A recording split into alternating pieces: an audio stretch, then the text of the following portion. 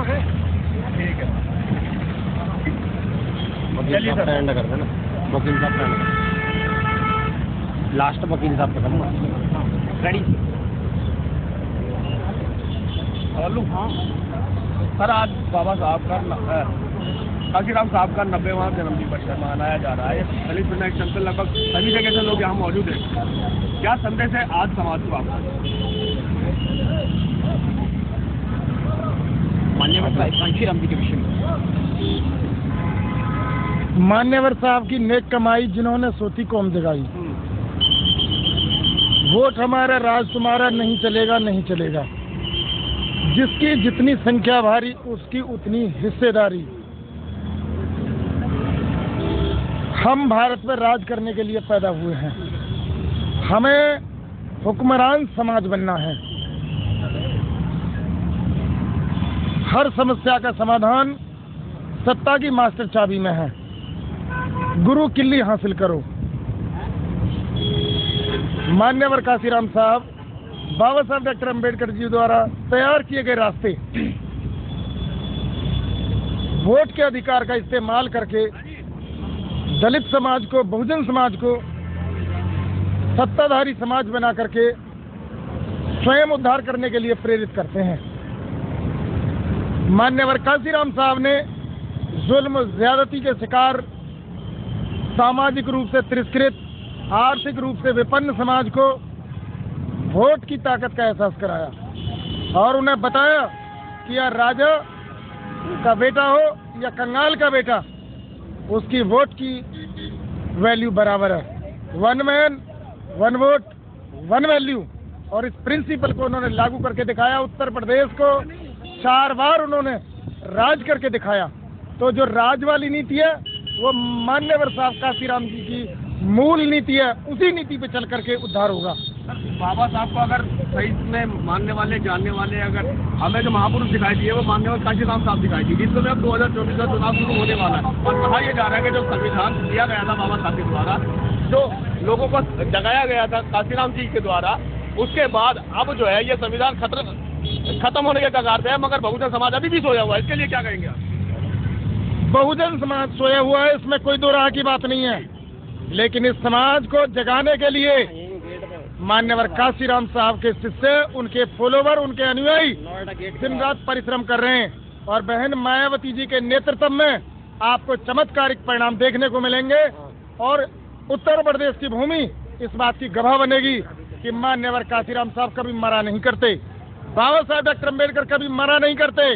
और उनके विचारों की जो आंधी चलेगी, उस आंधी में भारत के संविधान को बदलने का मंसूबा पाले लोग हवा में उड़ जाएंगे, पता भी नहीं चलेगा। ईवीएम हावी है, ईवीएम हावी है। निश्चित तौर पर ईवीएम का भी रोल है, लेकिन बहन जी का कहना है कि जब हम भारी संख्या में वोट डालेंगे तो निश्चित तौर पर ईवीएम में जो गड़बड़ी है वो भी कुछ नहीं बिगाड़ पाएगी। मतलब में भी ये भी आ रहा है कि जिस तरीके से भी हालात बने हुए हैं, ये जो शांति दिखाई दे रही है वो बड़े बवंडर का खेल है। क्या कर Bahujan Samaj party road show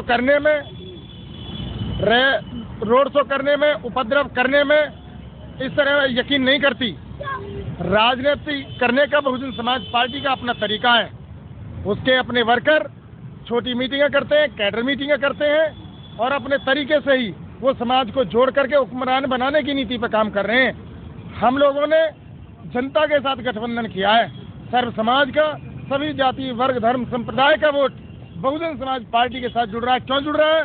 कि यदि नरेंद्र मोदी को कोई टक्कर दे सकता है और देश भर में कोई चेहरा इस लायक है तो वो है बहन मायावती जी का चेहरा, जिन्होंने उत्तर प्रदेश को 4 बार रूल किया। उनका लॉ एंड ऑर्डर एक मिसाल बना। उनकी डेवलपमेंट की स्कीमें आज देश की दूसरी सरकारें फॉलो कर रही हैं। भारत को पहली बार एक्सप्रेस में इंट्रोड्यूस कराने का काम बहन मायावती जी करती हैं। लोगों को पक्के मकान बना करके देने का काम पहली बार इंडिया में बहन मायावती जी इंट्रोड्यूस करती हैं। देश को किस तरह के कॉलेज, यूनिवर्सिटी चाहिए वो बहन मायावती जी के इंफ्रास्ट्रक्चर में देखने को मिलता है। और सबसे बड़ी बात, इस देश के पद दलित समाज को, बहुजन समाज को राष्ट्रीय दलित प्रेरणा स्थल दे करके, डॉक्टर अम्बेडकर पार्क दे करके, मेमोरियल दे करके वो इस देश को उसकी विरासत लौटाने का काम करती हैं।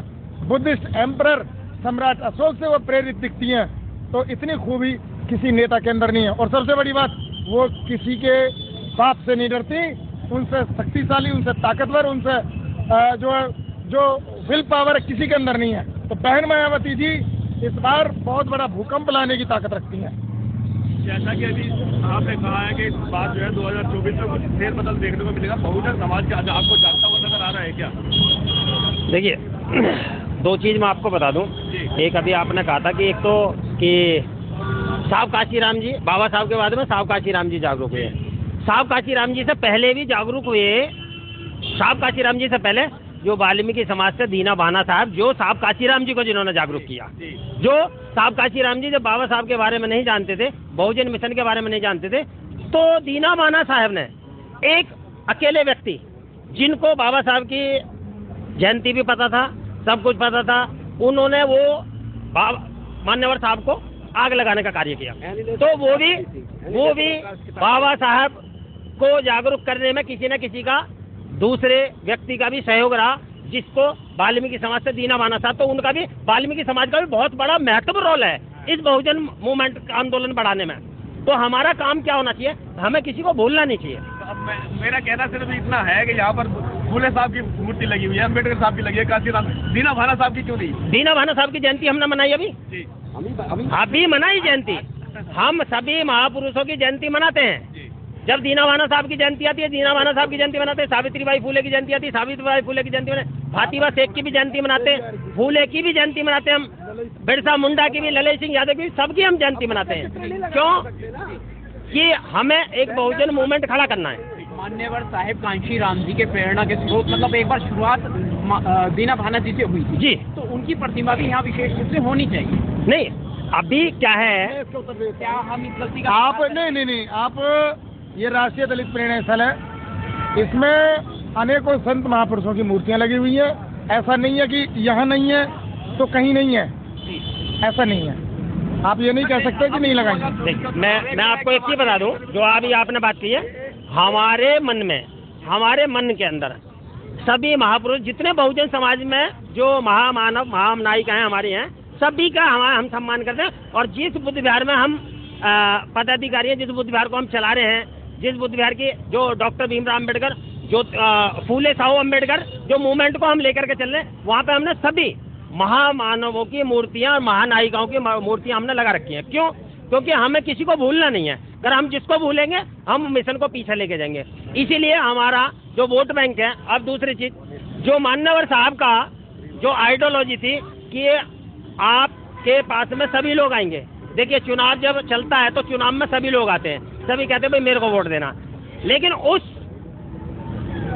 विचारधारा को, उस सोच को जो विकसित किया, वो किया आज की डेट में जो दिल्ली के अंदर पीएम बैठा है, उसने, कि आप पैसे देने आएंगे, जलेबी देने आएंगे, साड़ी देने आएंगे, मिठाई के डब्बे देने आएंगे, खा जाना, ले लेना, लेकिन वोट मुझे ही देना, क्योंकि मैं आपको पानी फ्री, बिजली फ्री दे रहा हूँ। आपको फ्री की जरूरत क्या है? आप ये चीज उठाइए, हमारा स्वास्थ्य कहाँ है, हमारा रोजगार कहाँ, हमारी शिक्षा कहाँ है, हमारे बच्चों का अधिकार कहाँ है, हमारे बच्चों की शिक्षा जो बाबा साहब के माध्यम से मिली हमें, स्कॉलरशिप वगैरह सारी खत्म की जा रही है। आप फ्री पानी, फ्री बिजली के चक्कर में आप पूरा बेड़ा गर्क करे जा रहे हैं। तो मैं समाज से यही निवेदन है मेरा कि आप सभी समाज के लोग जागरूक हैं, इसलिए सभी के सभी जो है आप जागरूक हो और जय भीम नमो बुद्धाय। अभी अध्यक्ष महोदय आ गए।